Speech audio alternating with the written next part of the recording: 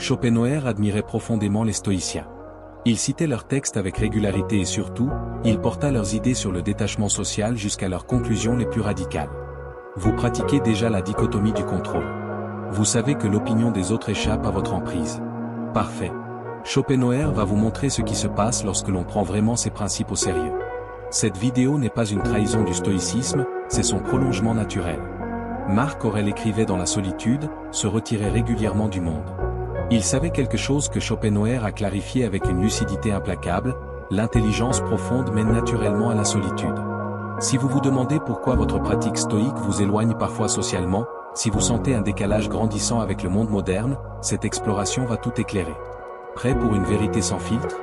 C'est parti. Pourquoi plus quelqu'un développe sa conscience, plus il se retire du théâtre social? Pourquoi ceux qui possèdent une intelligence profonde trouvent-ils leur force non pas dans l'agitation collective, mais dans le calme de leur propre compagnie? Et si ce que nous appelons vie sociale n'était en réalité qu'une fuite organisée de nous-mêmes? Et si la solitude n'était pas un vide, mais une plénitude réservée à ceux qui osent l'explorer?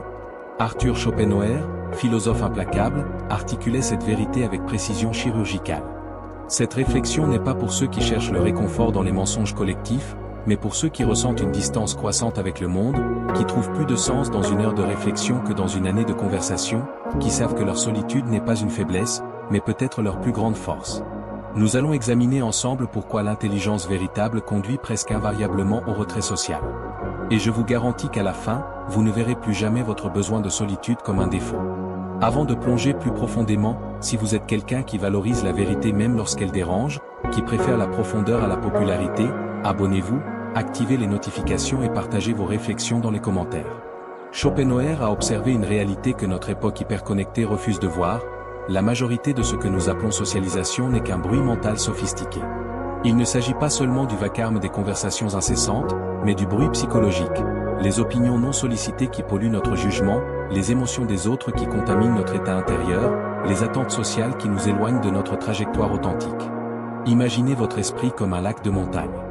Dans la solitude, ce lac devient parfaitement immobile, révélant avec clarté son fond. Chaque interaction sociale est une pierre jetée dans cette eau. Une pierre, deux pierres, bientôt la surface est agitée, et vous ne voyez plus rien, ni le fond, ni même votre propre reflet. C'est exactement ce que Schopenhauer diagnostiquait, l'individu moyen vit dans une turbulence mentale perpétuelle. Non seulement le chaos externe des villes, des médias et des sollicitations constantes, mais surtout le chaos interne. Les pensées des autres deviennent les nôtres, les désirs des autres deviennent les nôtres, les peurs collectives deviennent nos angoisses personnelles. L'esprit intelligent perçoit rapidement cette contamination. Vous savez exactement de quoi il parle si vous êtes déjà sorti d'une réunion en vous demandant pourquoi vous étiez soudainement anxieux alors que vous étiez calme en arrivant. Si certaines personnes drainent littéralement votre énergie, vous laissant épuisé après quelques minutes, si la plupart des opinions que vous exprimez en société ne sont même pas les vôtres, ce n'est pas de la misanthropie, c'est de la lucidité. Les grands esprits de l'histoire l'ont compris, chacun à sa manière. Marc Aurèle, empereur et stoïcien, se retirait régulièrement pour écrire, fuyant banquets et flatteurs. SC, conseiller de Néron, passait des heures seul dans sa bibliothèque. Épictète enseignait que la foule est le refuge de la médiocrité. Schopenhauer, influencé par ses stoïciens mais aussi par ses propres observations impitoyables, comprit que ce que nous appelons connexion sociale est souvent son exact contraire, une déconnexion de soi. Quand vous êtes constamment entouré, quand vous répondez perpétuellement aux stimuli externes, quand vous adaptez continuellement votre comportement aux attentes des autres, vous perdez le fil de votre propre pensée, de votre propre volonté, de votre propre essence. Voici la première vérité difficile. Chaque fois que vous modifiez votre comportement pour bien passer en société, vous renforcez un personnage qui n'est pas vous. C'est comme porter un masque si longtemps que les muscles de votre visage finissent par adopter sa forme. Après des années de cette mascarade sociale, beaucoup finissent par oublier qui ils sont vraiment, cachés sous ce déguisement. La recherche moderne en psychologie confirme ce que Schopenhauer observait il y a 2 siècles. Notre cerveau possède des neurones miroirs, ils nous font imiter automatiquement les états émotionnels et mentaux de ceux qui nous entourent. Un mécanisme de survie ancestrale, utile dans les petites tribus, mais devenu un handicap dans nos sociétés modernes surpeuplées. Aujourd'hui, nous absorbons involontairement les névroses, les angoisses et les limitations mentales de dizaines, voire de centaines de personnes chaque jour. Pour les esprits sensibles, cela se traduit par une véritable agression. Leur système nerveux plus fin, leur conscience plus aiguë, leur capacité d'observation plus développée les rendent particulièrement vulnérables à cette pollution mentale. C'est pourquoi ils commencent naturellement à limiter leurs expositions sociales. Non par snobisme, mais par instinct de préservation cognitive. Schopenhauer allait plus loin encore, là.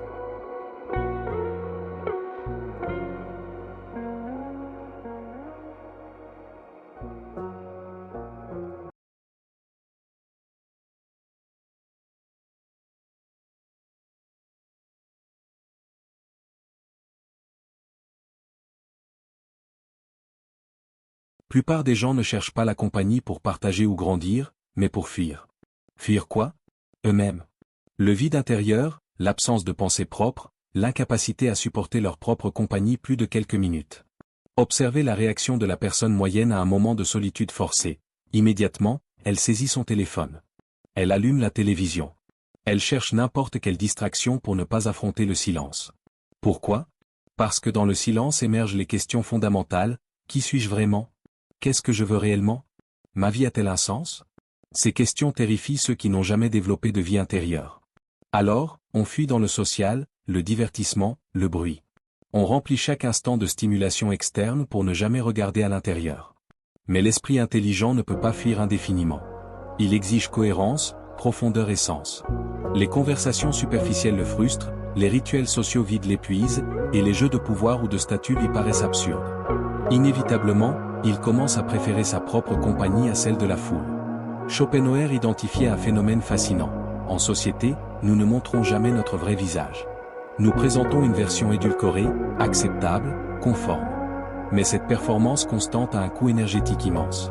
C'est épuisant de maintenir une façade, de surveiller ses mots, de calculer ses réactions. Pensez-y concrètement. Dans une journée sociale typique, combien de fois réprimez-vous ce que vous pensez vraiment? Combien de fois souriez-vous quand vous voudriez rester neutre? Combien de fois acquiescez-vous à des idées que vous trouvez stupides? Chaque geste de ce type dépense une énergie psychique précieuse, énergie qui pourrait être utilisée pour penser, créer, comprendre. Les stoïciens avaient un concept pour cela, prosopon, le masque social que nous portons. Mais eux, au moins, étaient conscients de le porter. Marc Aurèle jouait le rôle d'empereur en public, mais redevenait philosophe en privé. Cette conscience leur permettait de naviguer dans le monde sans se perdre. Schopenhauer, lui, proposait une solution plus radicale, minimiser au maximum le temps passé masqué. Pourquoi jouer un rôle quand on peut être authentique? Pourquoi se disperser quand on peut se concentrer? Pourquoi se diluer quand on peut se découvrir? Il écrivait, l'homme intelligent cherche l'absence de douleur, non le plaisir. Une phrase profondément stoïque dans son essence. La vie sociale promet plaisir, reconnaissance, appartenance, stimulation, mais elle apporte surtout conflit, malentendus, trahison et déception. La solitude, elle, offre la paix. Pas l'euphorie, mais la paix. Et pour un esprit qui pense profondément, la paix vaut bien plus que tous les plaisirs superficiels. Voici une vérité que peu comprennent, la solitude choisie n'est pas passive. C'est un acte de rébellion contre la tyrannie du collectif. Dans une société qui mesure la valeur d'une personne à sa popularité ou à ses activités sociales, choisir la solitude est un acte de résistance. Vous déclarez, je refuse de sacrifier ma profondeur pour votre superficialité.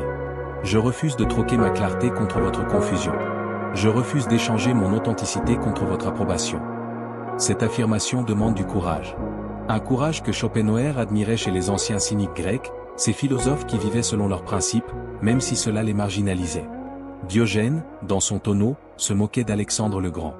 Quand Alexandre lui demanda ce qu'il pouvait faire pour lui, Diogène répondit, « Ôte-toi de mon soleil ». Voilà le courage de celui qui a trouvé sa richesse en lui-même. Schopenhauer observait une réalité plus douloureuse, l'intelligence crée une asymétrie dans les relations sociales. Plus votre esprit est développé, plus il devient difficile de trouver des pairs véritables. C'est mathématique, si vous êtes dans les 5% supérieurs en profondeur de pensée, 95% des gens ne peuvent pas vous suivre. Ce n'est pas de l'élitisme, c'est une réalité statistique. Un physicien quantique ne peut pas discuter de ses recherches avec quelqu'un qui n'a jamais étudié la physique. Un philosophe ne peut explorer les subtilités de l'épistémologie avec quelqu'un qui n'a jamais questionné la nature de la connaissance. Cette impossibilité de partage crée une solitude même en compagnie. Mais pour Schopenhauer, cette solitude forcée n'est pas un défaut, c'est une opportunité. L'opportunité de développer une richesse intérieure que rien ni personne ne peut vous enlever. Les stoïciens parlaient de autarkia, l'autosuffisance de l'âme. Développez vos ressources intérieures, votre capacité de penser, votre imagination et votre créativité, c'est devenir votre propre compagnie, votre propre divertissement, votre propre source de satisfaction. Épictète, né esclave et devenu philosophe, enseignait que la vraie liberté ne vient pas des circonstances extérieures, mais de la maîtrise de soi. Aucun homme n'est libre s'il n'est maître de lui-même. Cette maîtrise s'acquiert dans la solitude, dans la confrontation directe avec ses pensées, ses démons, ses limitations. Schopenhauer pousse cette idée plus loin. Pour lui, la solitude n'est pas seulement le lieu de la maîtrise de soi, c'est le lieu de la création de soi. Loin des influences externes, des opinions parasites et des pressions sociales, vous pouvez enfin découvrir qui vous êtes réellement. Pas qui la société attend que vous soyez, pas qui vos parents voulaient que vous deveniez, pas qui vos amis pensent que vous êtes, mais qui vous êtes fondamentalement. Cette découverte est souvent déstabilisante. Beaucoup réalisent que leurs opinions n'étaient pas les leurs, que leurs désirs étaient des implants sociaux, que leur personnalité était une construction. Terrifiant? Oui. Mais c'est le prix de l'authenticité. Les stoïciens avaient une pratique pour cela, prosoche, l'attention continue à soi-même. Pas le narcissisme, mais l'observation vigilante de ses pensées, réactions et motivations. Cela exige du silence, de l'espace, de la solitude. Comment observer vos pensées si votre esprit est constamment bombardé par des stimuli externes? Schopenhauer pratiquait cette auto-observation avec une rigueur monastique. Ses journées étaient structurées pour maximiser la clarté mentale, longue marche solitaire, lecture intensive, écriture concentrée, coucher tôt. Pas de soirée, pas de bavardage, pas de distraction. Cette discipline lui permit de produire une œuvre philosophique d'une profondeur et d'une cohérence remarquables. Mais attention, Schopenhauer distinguait la solitude choisie de l'isolement subi. La première est source de force, le second de souffrance. La différence? L'intention et la capacité. L'intention, choisir la solitude pour grandir, non par peur des autres. La capacité, posséder suffisamment de ressources intérieures pour que la solitude soit féconde, pas vide. Si votre esprit est vide, la solitude devient un miroir de ce vide, insupportable. Mais si votre esprit est rempli d'idées, de projets, de questions et de créativité, alors la solitude devient un laboratoire où ces richesses peuvent s'épanouir. Enfin, la solitude protège votre intégrité intellectuelle. Schopenhauer observait ce qu'il appelait la contamination des idées. En société, les idées médiocres se propagent comme des virus. Une opinion stupide mais populaire peut infecter même les esprits brillants, si elle y est exposée assez longtemps. Prenez n'importe quel mode intellectuel, hystérie collective ou croyance populaire non examinée. Comment se propage-t-elle? Par la répétition sociale. Plus vous entendez une idée, même absurde, plus elle semble plausible. La solitude est le seul antidote à cette contamination. Seul, vous pouvez examiner chaque idée avec rigueur, sans la pression de la conformité. Vous redevenez l'architecte de votre pensée, l'observateur de votre esprit, le maître de votre clarté intérieure. Vous pouvez suivre la logique jusqu'au bout, même si elle mène à des conclusions impopulaires. Vous pouvez remettre en question les évidences, défier les consensus, penser l'impensable. Les stoïciens pratiquaient ce qu'ils appelaient l'examen de conscience. Chaque soir, ils revisitaient leurs actions et pensées de la journée, identifiant où ils avaient failli à leurs principes. Cette pratique demande une honnêteté brutale, une honnêteté que vous ne pouvez avoir qu'avec vous-même, seul, dans la solitude. En public, on justifie, on rationalise, on se ment. Seul, on ne peut plus tricher. Schopenhauer poussait cette idée plus loin encore. Pour lui, la créativité authentique ne peut naître que dans la solitude. Pourquoi? Parce que créer vraiment n'est pas assembler des idées existantes comme des briques de Lego. Créer vraiment, c'est toucher quelque chose de neuf, d'original, venu des profondeurs de l'être. Cette profondeur n'est accessible que dans le silence. Le bruit social reste à la surface. Les conversations restent dans le connu. Les interactions sociales renforcent les schémas existants. Mais dans la solitude, vous descendez dans les caves de votre psyché, là où se cachent les trésors de l'originalité. Pensez aux grandes œuvres de l'humanité, les symphonies de Beethoven, composées dans la surdité qui l'isolait, les équations d'Einstein, découvertes dans la solitude de son bureau de brevet, les méditations de Marc Aurèle, écrites dans l'isolement de ses appartements impériaux. La solitude créatrice n'est pas stérile. Elle est enceinte de possibilités, mais cette grossesse exige du temps, du silence, de l'espace. Les idées vraiment nouvelles ne naissent pas dans le brainstorming collectif, mais dans la rumination solitaire. Schopenhauer lui-même en est la preuve vivante. Son œuvre majeure, Le monde comme volonté et représentation, n'est pas née de discussions académiques, mais de longues années de réflexion solitaire. Il a eu le courage de penser contre son époque, de développer un système philosophique original qui allait à l'encontre de l'optimisme dominant. Ce courage ne naît que dans la solitude, où l'opinion publique perd tout pouvoir. Abordons maintenant un aspect souvent négligé, la solitude comme entraînement à la mort. Cela peut sembler morbide, mais c'est profondément libérateur. Les stoïciens pratiquaient la meditatio morti, la méditation sur la mort. Pas par morbidité, mais pour apprendre à vivre pleinement et perdre la peur. Schopenhauer comprenait que la peur de la solitude et la peur de la mort sont liées. Les deux nous confrontent au néant apparent, au vide. Mais celui qui a appris à habiter sa solitude a appris à habiter ce vide. Il découvre que ce n'est pas un vide, mais une plénitude différente. Au moment de mourir, vous serez seul. Personne ne peut vous accompagner dans ce passage. Mais si vous avez pratiqué la solitude, ce moment ne sera pas effrayant, il sera familier. Vous aurez déjà traversé de multiples morts, la mort de vos illusions, de vos attachements, de vos identités superficielles.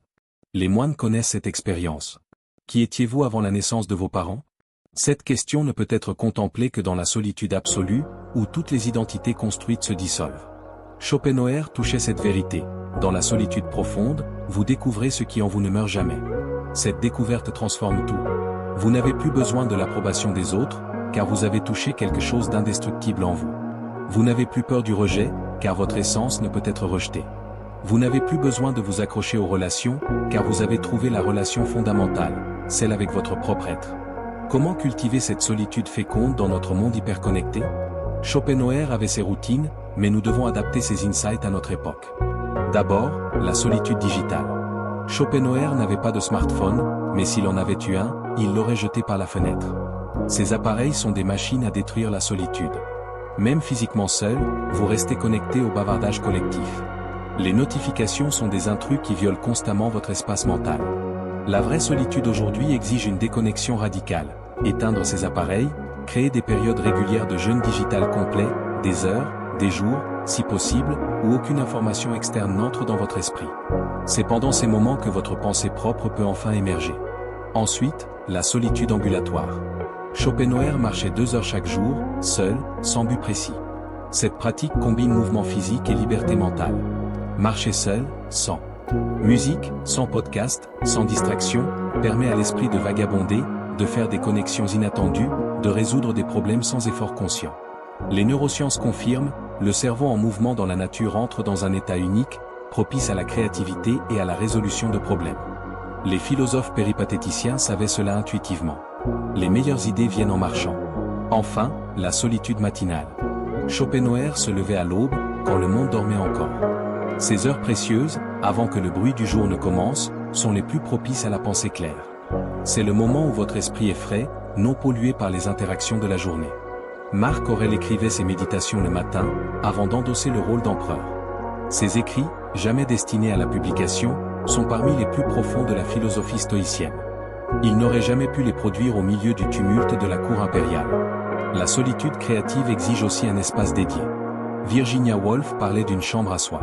Schopenhauer avait son bureau, son sanctuaire où personne n'était admis. Cet espace physique devient un espace mental, un lieu où votre esprit sait qu'il peut se déployer sans contrainte. Mais la forme la plus importante de solitude est ce que j'appelle la solitude intérieure portable. La capacité de rester centré même en société, de maintenir un espace de silence intérieur même dans le bruit. C'est ce que les stoïciens maîtrisaient, être dans le monde sans être du monde. Cette solitude intérieure se cultive par la pratique régulière. Méditation, contemplation, écriture introspective, peu importe la méthode, l'important est la régularité. Chaque jour, vous devez visiter ce lieu silencieux en vous, le nettoyer, l'agrandir, le fortifier. Schopenhauer avait compris quelque chose de fondamental. Nous sommes des êtres divisés. Une partie de nous aspire à la connexion, l'autre à la solitude. Une partie veut appartenir, l'autre veut être unique. Cette division crée une tension permanente. La plupart des gens la résolvent en supprimant leur besoin de solitude. Ils s'étourdissent de social, se noient dans le collectif. Mais le prix est élevé, ils perdent leur individualité, leur créativité, leur profondeur.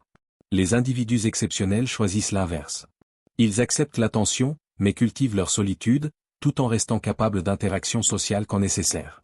Ils deviennent des amphibiens existentiels, capables de vivre dans 2 mondes. Ce choix a un prix. La solitude profonde vous change. Vous ne pouvez plus participer innocemment aux rituels sociaux. Vous voyez trop clairement les jeux de pouvoir, les masques, les mensonges polis. Cette lucidité peut être douloureuse. C'est ce que Schopenhauer appelait la souffrance de voir. Mais cette souffrance est préférable à l'aveuglement. Comme disait Essay, toute vérité passe par 3 stades. D'abord, elle est ridiculisée. Ensuite, elle est violemment combattue. Enfin, elle est acceptée comme évidente. La vérité de la nécessité de la solitude en est encore au deuxième stade dans notre société. Nous vivons dans une culture qui pathologise la solitude. L'isolement social est présenté comme une maladie.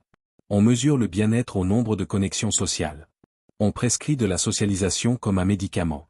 Cette obsession du social cache une peur profonde, la peur de soi-même. Car que trouve-t-on quand on est vraiment seul? Ses propres pensées non filtrées, ses émotions non diluées, sa propre existence non validée par le regard des autres. Pour beaucoup, c'est insupportable. Mais pour celui qui a développé une vie intérieure riche, c'est un trésor. Schopenhauer comparait l'homme intelligent en solitude à un roi dans son royaume. Tout lui appartient. Il n'a besoin de l'autorisation de personne pour penser, ressentir, créer. Cette souveraineté intérieure est le but ultime de la philosophie selon les stoïciens. Épictète enseignait que nous ne contrôlons pas les événements externes, seulement nos réactions internes. Cette maîtrise s'acquiert dans la solitude, où nous apprenons à observer nos réactions sans les juger, à les comprendre, à les transformer. Schopenhauer ajoute une dimension, la solitude révèle notre volonté fondamentale. Derrière tous nos désirs sociaux, reconnaissance, amour, succès, se cache une volonté plus profonde, plus primitive. Cette volonté ne peut être comprise que dans le silence, quand tous les désirs superficiels se taisent. Cette compréhension mène à ce que Schopenhauer appelait la négation de la volonté de vivre. Non pas le suicide, mais la transcendance du désir compulsif. Quand vous comprenez la nature de la volonté, vous pouvez choisir de ne plus en être l'esclave. Cette liberté ne s'acquiert que dans la solitude profonde. Les implications pratiques sont radicales. Si la solitude est nécessaire à l'intelligence profonde, alors nos systèmes éducatifs sont profondément dysfonctionnels. Ils forcent les enfants à rester dans des groupes constants, découragent la réflexion solitaire, récompensent la conformité collective. De même, nos environnements de travail modernes, open spaces, réunions obligatoires, travail d'équipe incessant, sont antithétiques à la pensée profonde. Les entreprises se demandent pourquoi elles manquent d'innovation, tout en éliminant systématiquement les conditions nécessaires à la créativité. Solitude. Silence. Temps non structuré. Schopenhauer prédisait que la société deviendrait de plus en plus hostile à la solitude. Il avait raison. Aujourd'hui, être seul est suspect. Ne pas avoir de réseaux sociaux est bizarre. Préférer un livre à une soirée est antisocial. Mais cette hostilité révèle une peur. La société craint l'individu qui pense par lui-même, celui qui n'a pas besoin du groupe pour valider ses idées. Un tel individu est dangereux pour l'ordre établi. Il remet en question, critique, propose des alternatives. La solitude devient alors un acte politique autant que personnel. En choisissant la solitude, vous déclarez votre indépendance intellectuelle. Vous refusez d'être un simple nœud dans le réseau social. Vous revendiquez votre droit de penser par vous-même. Ce choix demande du courage. Le courage d'être impopulaire. Le courage d'être incompris. Le courage d'être seul. Comme disait Caton l'Ancien, cité par les stoïciens, je préfère que l'on se demande pourquoi il n'y a pas de statue de Caton plutôt que pourquoi il y en a une. Schopenhauer avait ce courage. Il a vécu selon ses principes, même si cela signifiait une vie relativement isolée. Il n'a pas sacrifié sa vision pour la popularité. Il n'a pas dilué ses idées pour plaire. Il a choisi la vérité plutôt que l'approbation, la profondeur plutôt que la largeur. Son exemple nous montre que la solitude n'est pas une punition, mais un privilège. Le privilège de ceux qui possèdent assez de substance intérieure pour se suffire à eux-mêmes. Le privilège de ceux qui préfèrent leur propre compagnie à celle des médiocres. Le privilège de ceux qui ont trouvé en eux-mêmes un univers à explorer. Mais attention, ne romantisons pas la solitude. Elle a ses dangers. Elle peut devenir un écho-chambre mental, où vos propres idées se renforcent sans contradiction. La perte de perspective, l'absence de confrontation, le risque d'idées fixes, d'obsession ou de paranoïa. C'est pourquoi Schopenhauer ne prônait pas l'ermitage permanent. Il recommandait des doses mesurées de socialisation, comme on prendrait un médicament. Juste assez pour rester connecté à la réalité commune, mais pas assez pour perdre sa singularité. Les stoïciens avaient une belle métaphore, l'homme sage est comme un promontoire rocheux dans la mer. Les vagues de la société viennent s'y briser, mais il reste immobile, solide, imperturbable. Il est dans l'océan social, mais pas submergé par lui. Cet équilibre est délicat. Trop de solitude, et vous perdez le contact avec l'humanité. Trop de socialisation, et vous perdez le contact avec vous-même. L'art consiste à trouver votre proportion optimale, selon votre tempérament, votre niveau de développement intérieur, vos objectifs de vie. Pour certains, 80% solitude, 20% social. Pour d'autres, 60%, 40%. L'important est d'être honnête sur vos besoins réels, pas sur ce que la société prétend que vous devriez vouloir. Schopenhauer nous rappelle aussi que la qualité importe plus que la quantité.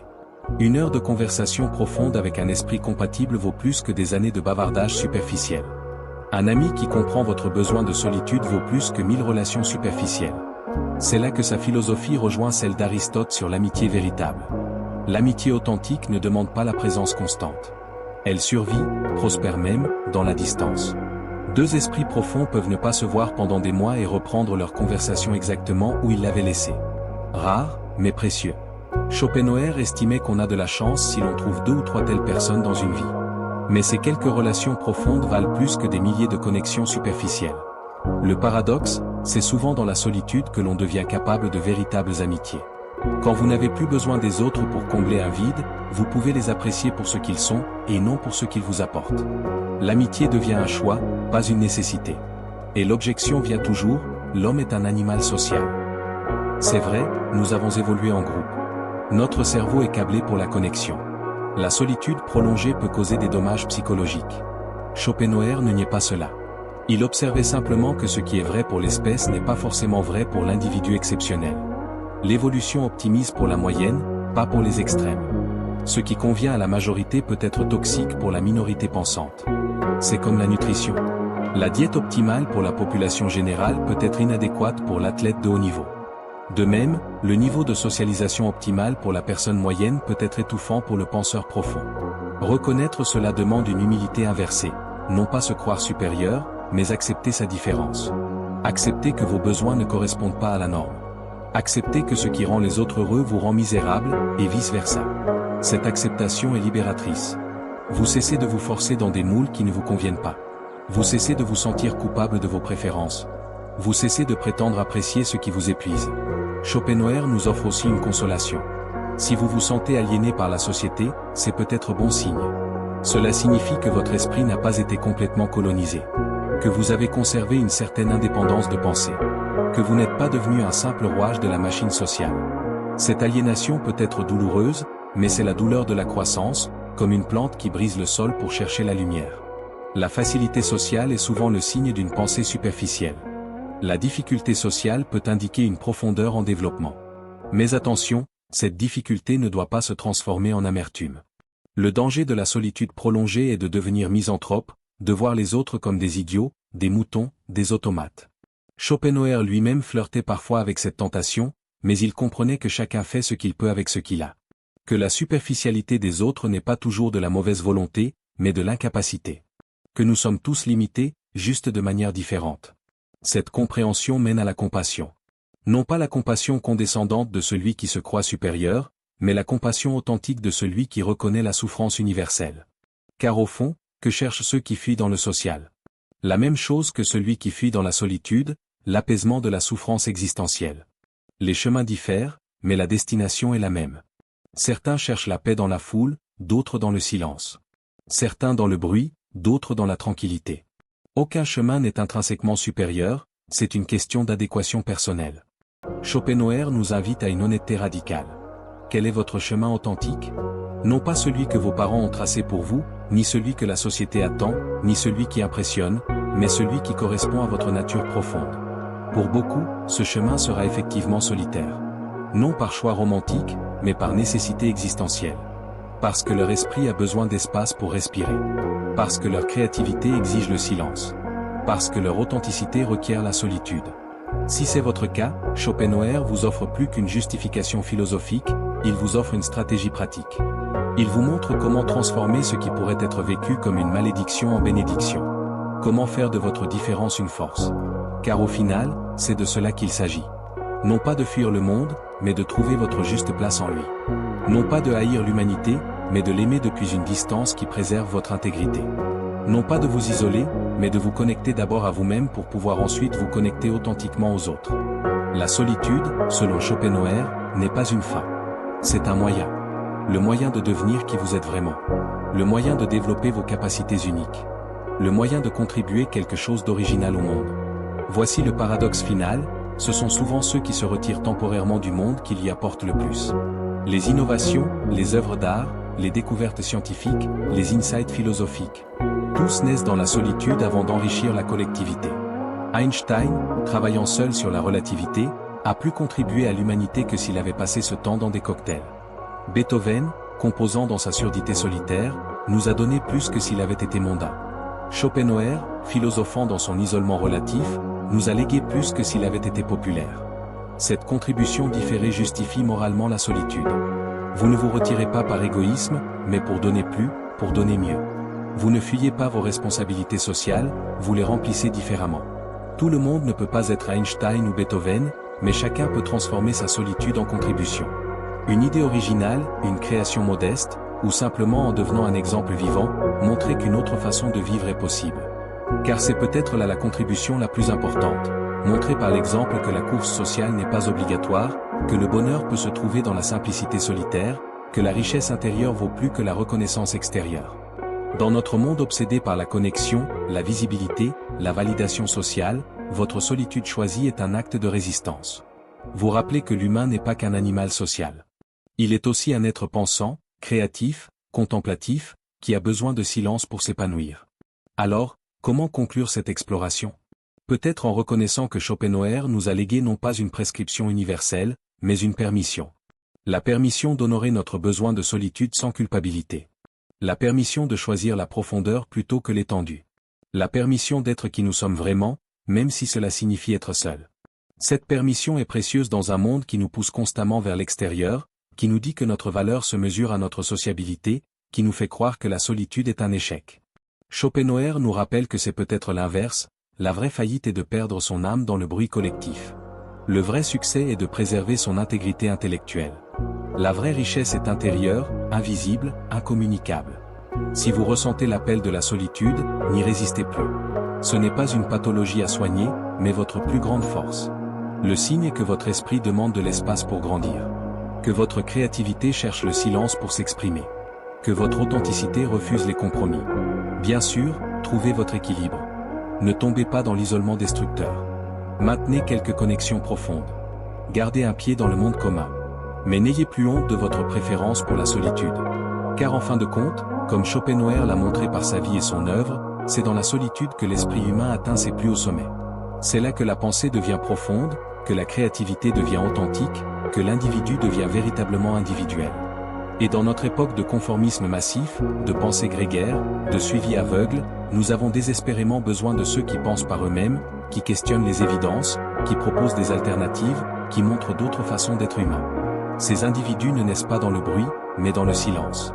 Ils ne se forment pas dans la foule, mais dans la solitude. Ils n'émergent pas du consensus, mais de la réflexion solitaire. Peut-être êtes-vous l'un d'eux. Peut-être que votre malaise social n'est pas un défaut, mais un appel. Peut-être que votre besoin de solitude n'est pas une faiblesse, mais votre plus grande force potentielle. Schopenhauer vous dirait: honorez ce besoin. Cultivez cette force. Développez votre singularité, non pas par orgueil, mais par responsabilité. Responsabilité envers votre potentiel unique. Responsabilité envers la vérité que vous seul pouvez découvrir. Responsabilité envers la contribution que vous seul pouvez apporter. Le monde a besoin de ces solitaires, de ces penseurs isolés, de ces créateurs retirés. Ce sont les laboratoires où le futur se prépare, les forges où les idées nouvelles se forgent, les matrices où les transformations s'opèrent. Si vous faites partie de cette tribu silencieuse, sachez que vous n'êtes pas vraiment seul. À travers le temps et l'espace, une confrérie invisible unit tous ceux qui ont choisi la profondeur solitaire plutôt que la superficialité sociale. De Héraclite dans sa grotte, à Thoreau dans sa cabane, de Montaigne dans sa tour à Schopenhauer dans son bureau, une lignée ininterrompue de solitaires créatifs a préparé le chemin. Vous marchez dans leurs pas, non pas en les imitant, mais en trouvant votre propre forme de solitude féconde, votre équilibre entre retrait et engagement, votre manière de transformer l'isolement en création. Car c'est là, finalement, le message de Schopenhauer: la solitude n'est pas une destination, mais un outil. Un outil pour devenir qui vous êtes vraiment. Un outil pour penser clairement. Un outil pour créer authentiquement. Un outil pour vivre selon vos propres termes. Utilisez cet outil avec sagesse. Ni trop, ni sans conscience. Avec intention, courage, compassion. Avec la rigueur du philosophe et la sensibilité de l'artiste. Et quand le monde vous demandera pourquoi vous choisissez la solitude, vous pourrez répondre avec Schopenhauer. C'est là que je deviens vraiment moi-même. C'est là que ma pensée devient claire. C'est là que ma créativité s'épanouit. C'est là que je trouve, non pas le vide, mais la plénitude. Cette réponse ne convaincra pas tout le monde. Elle n'a pas besoin de le faire. Elle doit seulement résonner avec votre vérité intérieure. Car au final, c'est la seule validation dont vous avez vraiment besoin, la vôtre. Schopenhauer nous a montré qu'il est possible de vivre une vie riche, productive, significative, même dans une solitude relative. Que le retrait social n'est pas forcément un échec, mais peut-être un choix conscient et fructueux. Il nous rappelle que l'intelligence profonde et la socialité intense sont souvent incompatibles, et que c'est parfaitement acceptable. Son exemple continue d'inspirer, 2 siècles plus tard, tous ceux qui sentent l'appel de la solitude mais ont été conditionnés à le craindre. Il nous donne la permission philosophique de suivre notre instinct solitaire. Il nous offre les arguments rationnels pour justifier notre choix. Il nous montre les fruits possibles de ce chemin moins fréquenté. Mais surtout, il nous rappelle une vérité fondamentale. Vous avez le droit de vivre selon votre nature profonde. Si cette nature est solitaire, contemplative, introspective, c'est non seulement acceptable, mais précieux. Le monde a besoin de sa diversité cognitive. Il a besoin de ses extravertis et de ses introvertis, de ses sociaux et de ses solitaires, de ses connecteurs et de ses penseurs profonds. En honorant votre nature solitaire, vous ne vous détournez pas de l'humanité. Vous lui offrez ce que vous seul pouvez offrir, des fruits d'une pensée non contaminée par le conformisme, d'une créativité non diluée par le compromis, d'une authenticité non négociée contre l'approbation. Ces fruits prennent du temps à mûrir. La solitude est un investissement à long terme. Mais quand ils arrivent à maturité, ils nourrissent non seulement vous, mais potentiellement des générations. Pensez aux méditations de Marc Aurèle, écrites dans la solitude pour lui-même, qui inspirent encore des millions. Pensez au carnet de Léonard de Vinci, rempli dans l'isolement, qui continue d'émerveiller. Pensez aux essais de Montaigne, composés dans sa retraite, qui restent d'une modernité stupéfiante. Votre solitude, si elle est bien utilisée, peut produire quelque chose d'éternel. Pas forcément une œuvre publiée, mais une transformation personnelle qui irradie. Pas forcément une découverte scientifique, mais une sagesse vécue qui inspire. Pas forcément une création artistique, mais une authenticité qui libère. Voici le secret final, la solitude bien vécue vous transforme en quelqu'un que les autres veulent vraiment rencontrer. Paradoxalement, c'est en vous retirant que vous devenez plus intéressant, plus profond, plus magnétique. Les gens sont attirés par ceux qui n'ont pas besoin d'eux, qui ont trouvé en eux-mêmes une source de satisfaction. Alors, mes amis penseurs, mes compagnons de solitude, laissez-moi vous laisser avec cette invitation. Cessez de vous excuser pour votre besoin de solitude. Cessez de le voir comme un défaut à corriger. Commencez à le voir comme votre super pouvoir secret, votre avantage compétitif dans un monde de bruit. Cultivez-le consciemment, protégez-le farouchement, utilisez-le sagement. Et regardez comment votre vie se transforme lorsque vous cessez de la disperser dans le social superficiel et commencez à la concentrer dans la solitude profonde.